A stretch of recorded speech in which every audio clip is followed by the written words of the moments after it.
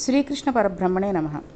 నిన్నటి పారాయణంలో మనం అంబారీషుడి యొక్క భక్తి గురించి తెలుసుకుంటున్నాం. భగవంతుడు ఇచ్చిన అవయవాలన్నింటినీ కూడా ఆయనను కొలవడానికి కూడా మనం ఉపయోగించాలి అనే విషయాన్ని గురించి తెలుసుకుంటూ ఉంటున్నాం. అయితే కామము కేవలం లౌకికమునందు ఉంటే దోషం అవుతుంది. భగవతాభిముఖ్యమును పొందితే కామం వరం. ఇక్కడ కామము అంటే చెడుగా ఊహించుకోకూడదు. కామము అంటే కోరిక మంచిదైనా సరే కామము అని అనిపిస్తుంది. ధర్మపదంగా కోరిన కోరిక, ధర్మపదంగా ఉండే కామము మంచిదే.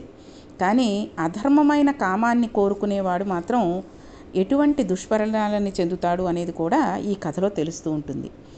ఈశ్వరుని సేవ కావాలి అని కోరుకోవడం ఒక రకమైన కామం. సెలవుల్లో ఊటీకి వెళ్ళాలనుకోవడం ఇంకో రకమైన కామం. రెండూ కామాలు అంటే రెండూ కోరికలైనా అందులో ఒకటి రక్షణ వైపు నడిపిస్తుంది.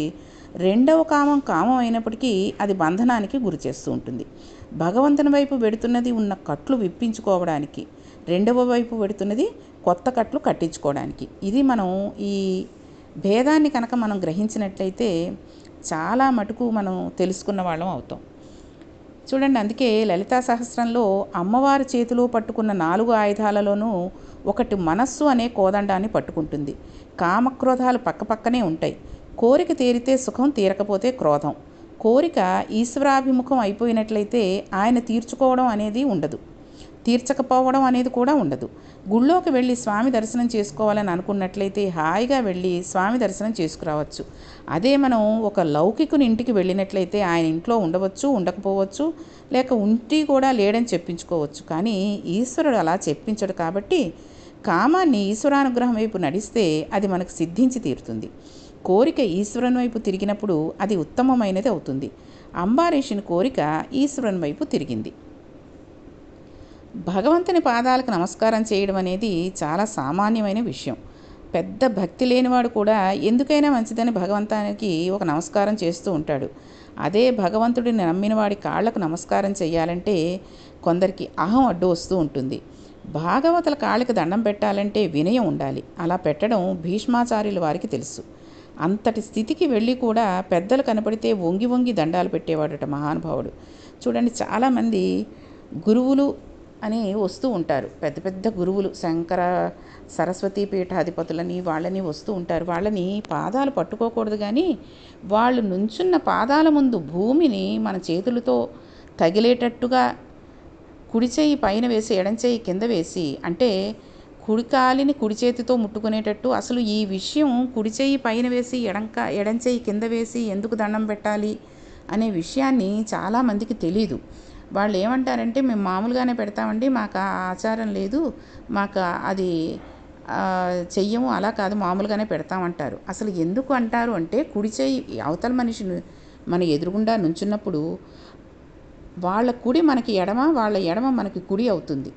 కాబట్టి ఏమవుతుంది, మనం వాళ్ళు మంచి గురువులు, ఒక మంచి భక్తులు, ఈశ్వర భక్తులు అనుకోండి, వాళ్ళ వాళ్ళ కుడి కాలిని మనం ఎడం చేత్తో ముట్టుకున్నట్టు అవుతుంది, ఎడం కాలిని కుడి చేత్తో ముట్టుకున్నట్టు అవుతుంది. ఎడం కాలిని కుడి చేత్తో ముట్టుకున్నా దోషం లేదు, కానీ వాళ్ళ కుడి పాదాన్ని మన ఎడం చేత్తో ముట్టుకుంటే చాలా దోషం అవుతుంది.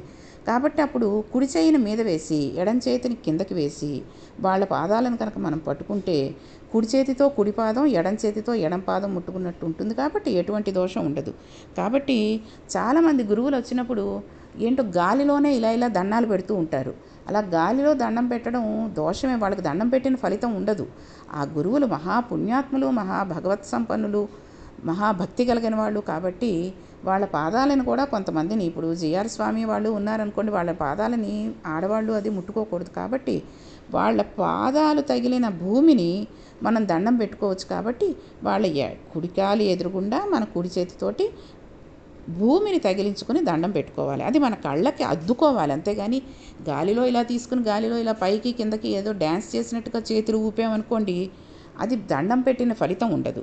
కాబట్టి మన ఇంట్లో పెద్దవాళ్ళకైనా, మన తల్లిదండ్రులకైనా, అత్తమామలకైనా, అన్నగారికైనా, అక్కగారులకైనా, ఎవరికైనా సరే మనం వాళ్ళ పాదాలను తాకే దండం పెట్టుకోవాలి. తప్పితే ఏదో వంగాము, కాస్త వంగలేక వంగాము, దండం పెట్టుకుంటున్నాము లేదంటారా, ఎదురుగుండా నిలబడి ఒక నమస్కారం చేయండి, సరిపోతుంది. మీరు వంగను అక్కర్లేదు, వాళ్ళ కాళ్ళు పట్టుకోను అక్కర్లేదు.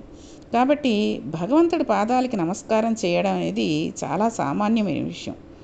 పెద్ద భక్తి లేనివాడు కూడా ఎందుకైనా మంచిదని ఓ నమస్కారం పెడుతూ ఉంటాడు.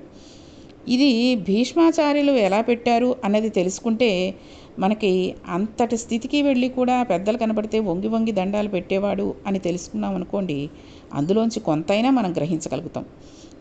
అందుకని అంబరీషుడు భగవంతునికి నమస్కారం చేయలేదు. భగవంతుడిని నమ్ముకున్న భాగవతులు కనబడితే వారి పాదముల వాసన ముక్కుకు పడేటట్టుగా వారి పాదముల మీద పడేవాడు. వారి పాదముల నుండి వెలువడే పద్మముల సువాసన ఆయన ఆస్వాదించేవాడు. ఎంతటి గొప్పవాడో చూడండి. అసలు మగవాళ్ళు సాష్టాంగ నమస్కారాలు చెయ్యొచ్చు, కాబట్టి వాళ్ళు ఉన్న పళంగా ఒక కర్ర పడిపోయినట్టుగా పడిపోయి దండం పెట్టుకోవచ్చు. ఆడవారికి మాత్రం ఆ అర్హత లేదు. వాళ్ళు కేవలం వంగి మోకాళ్ళ మీద వంగే నమస్కారం పెట్టుకోవాలి. ఎందుకంటే వాళ్ళకి ఒక మనిషికి జన్మనిచ్చే అర్హత ఉంది.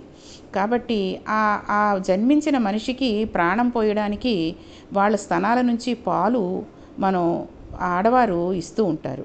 కాబట్టి ఒక ప్రాణాన్ని ఇచ్చే అవయవం, ప్రాణాలని నిలపగలిగే 2 అవయవాలు భూమికి తగలకూడదు అనే ఉద్దేశంతో మోకాళ్ళ మీద వంగి తల మాత్రమే భూమికి తగిలేటట్టు మిగిలిన అవయవాలంతా పైకి ఉండేటట్టుగాను దండం పెట్టుకుంటే సరిపోతుంది. అంబరీషుడు రసేంద్రియమును గెలవగలిగినవాడు.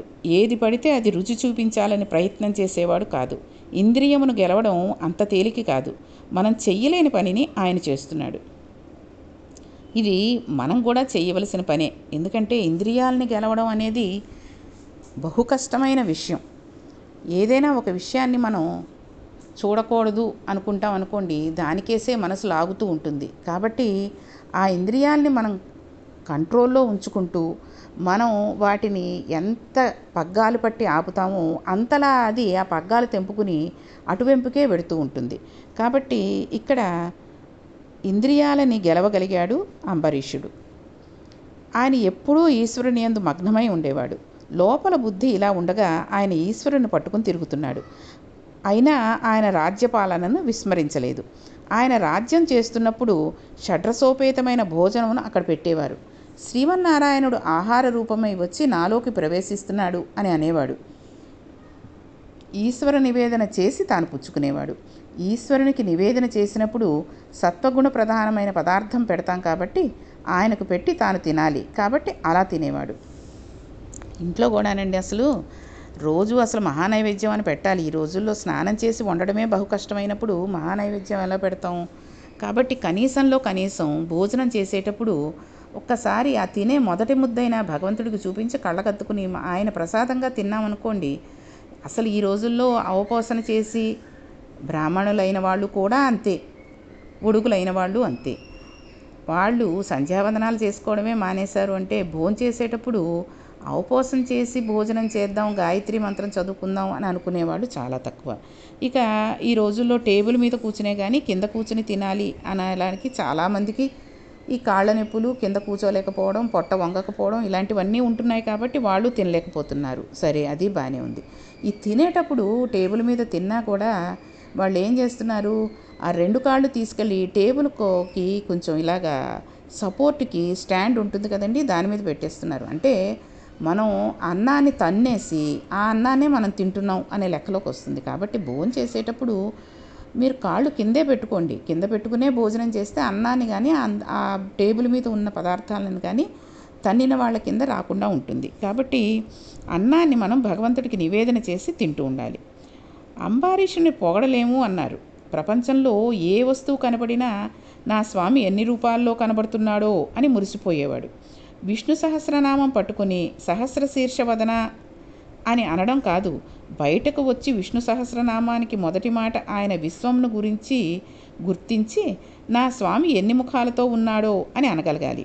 అంబరీషుడు అలా అనగలిగాడు. అంతటా ఈశ్వర దర్శనం చేశాడు. ఏదైనా వాసన చూస్తే శ్రీమన్నారాయణుడే ఈ వాసన రూపంలో ఉన్నాడు అని పీల్చేవాడు. ఏదైనా ముట్టుకుంటే అది శ్రీమన్నారాయణుడే అని భావించి పంచభూతాలుగా ఆయన ఉన్నాడని ముట్టుకునేవారు. నాలుకకు పెట్టేటప్పుడు తాను తింటున్నానని తినేవాడు కాదు, ఇది శ్రీమన్నారాయణుడని నాలుక మీద పెట్టుకునేవాడు. ఇలాంటి వాణిని పొగడడానికి అబ్బబ్బా అని విసుక్కోకూడదు. పోతనగారు అంబరీషుని హరిహరి నిన్ను పొగడను ఎవరి తరమూ కాదు అన్నారు. అటువంటి అంబారీషుని పేరు విన్నంత మాత్రం చేత మన జీవితంలోకి హరి ప్రవేశించి మనకి శుభాలను చేకూరుస్తానడంలో ఏ విధమైన సందేహం లేదు. అంబారీషునికి అంతఃపురాల మీద కోరిక లేదు, ఏనుగుల మీద కోరిక లేదు, గుర్రాల మీద కానీ, ధనం మీద కానీ, ఉద్యానవనాల మీద కానీ, కొడుకుల మీద కానీ, బంధువుల మీద కానీ, రాజ్యం మీద కానీ, అంతఃపురం మీద కానీ, భార్య మీద కానీ ఎటువంటి కోరిక లేదు. కానీ భార్యతోటే ఉన్నాడు. అంతఃపురం మీద కోరిక లేదు కానీ అంతఃపురంలో ఉన్నాడు. కొడుకుల మీద కోరిక లేదు కానీ కొడుకులతోటి ఉన్నాడు. ఇక రాజ్యం మీద కోరిక లేదు, రాజ్యం వెళుతున్నాడు. ఇలా ఎలా ఉంటాడు? కానీ అతను అలాగే ఉన్నాడు. దీనినే కర్తవ్యనిష్ట అంటారు. ఆయా విషయంలందు వెర్రిగా వేలాడటం లేదు. కొడుకు బాగోగులు చూడడం తండ్రి కర్తవ్యం. కొడుకును వృద్ధిలోకి తీసుకురావడానికి తండ్రి తన కర్తవ్యాన్ని తాను నిర్వహించాలి. కొడుకు పక్కదారి పడుతుంటే మంచి మాటలతో వాటిని సరైన మార్గంలో పెట్టడానికి ప్రయత్నించాలి. ఇలా చేస్తే తండ్రి కర్తవ్యం పూర్తయినట్లే. అంతకన్నా కొడుకును గూర్చి అయ్యో అని బెంగ పెట్టుకుంటూ కూర్చుంటే, లంపటం పెట్టేసుకుంటే వాడు మారిపోడు, కానీ మనం పాడైపోతాం. మన దృష్టి వాడి మీద ఉండిపోతుంది, వాడు మాత్రం బాగుపడడు. ఈ లంపటాన్ని మనం కోరుకుంటే తీరేది కాదు, కానీ దీనిని ఈశ్వరుడు మారుస్తాడు. మారిస్తే కర్తవ్య దృష్టిలోకి పెడతాడు. కర్తవ్యం అనే సరళరేఖను దాటి అతిగా వాటితో మగ్నమై ఉండడం వెర్రితనం పోగొట్టుకోవలసిన స్థితిని ఈశ్వర భక్తి ఇస్తుంది. ఈ భక్తి ఉన్నవాడికి కర్తవ్యం తెలుస్తుంది. అంబారీషుడికి ఇటువంటి కర్తవ్య స్థితి అతని భక్తిలో నుండి వచ్చింది. ఆయన అంతఃపురాన్ని ఈశ్వర ఆలయంగా చూస్తాడు. భార్యతో ఉండి తన విహిత కర్తవ్యాన్ని తాను పాటించాడు. భార్యతో కూర్చుని చక్కటి ధార్మిక కార్యక్రమాలన్నిటినీ చేస్తాడు. కొడుకులని కన్నాడు, వాళ్ళకి విద్యాబుద్ధులు నేర్పిస్తున్నాడు. గురువులు కనబడితే వంగి వంగి సాష్టాంగ నమస్కారాలు చేస్తాడు. షడ్రసోపేతమైన భోజనం పెడితే అది అంతా నారాయణ స్వరూపం అని భగవంతునికి నివేదన చేసి తన నాలుకకు లొంగకుండా అన్ని రుచులయందు ఈశ్వరుడే ఉన్నాడనే భావంతో ప్రసాదం ఎలా తింటామో అలా తింటాడు. చూడండి, ప్రసాదాన్ని ప్రసాదంగానే తినాలి. ప్రసాదాన్ని రుచి చూడకూడదు. ఒక గుళ్ళోకి వెళ్ళామనుకోండి, ఏదైనా ప్రసాదం ఇస్తే ఇది బాగుంది, ఈ పులిహారలో ఉప్పు ఎక్కువైంది, అది ప్రసాదము అని ఎందుకన్నారు? భగవంతుడికి నివేదించి ఆయన తినగా మిగిలిన ఎంగిలి కాబట్టి అది దాన్ని ప్రసాదంగా ఇచ్చాడు. అసలు ఏదైనా సరే ఆయన ఇచ్చిన ప్రసాదం కిందే తీసుకోవాలండి. ఆయన ఒక కొడుకునిచ్చాడు, అది ఆయన ప్రసాదం. అందుకే పూర్వం చూడండి, పేరులో వరప్రసాదు, సత్యప్రసాదు అంటూ పేర్లు పెట్టేవారు. ఇప్పుడంటే అనేక రకాలైన పేర్లు పెడుతున్నారు, కానీ ఈశ్వరుడు ఇచ్చిన ప్రసాదం కాబట్టి ఆయన ప్రసాదము అనే పేరుతోటి కూడా కలుపుతూ ఉండేవారు, ప్రసాదు అని పెడుతూ ఉండేవారు. కాబట్టి గుళ్ళల్లో కానీ ఎక్కడైనా ఇచ్చిన ప్రసాదాలు మనకి ఆయన అందులో ఆ కాస్త పులిహారో లేకపోతే తీపి తక్కువైన తినుబండారము, పులిహారలో ఉప్పు ఎక్కువైందో పులుపు ఎక్కువైందో ఇచ్చారనుకోండి, భగవంతుడే తిన్నాడు, ఇక మనం తినడానికి ఎందుకండి వెనకాడడం? కాబట్టి ప్రసాదాన్ని ప్రసాదంగానే తినాలి. ప్రసాదాన్ని అందులో ఉండే రుచిని మనం ఎంచుకోకూడదు. అందుకనే అది రాజభోజనం అయినా అంబారీషుడు దాన్ని ప్రసాదం అని భావించి ప్రసాదంగా తినేవాడు.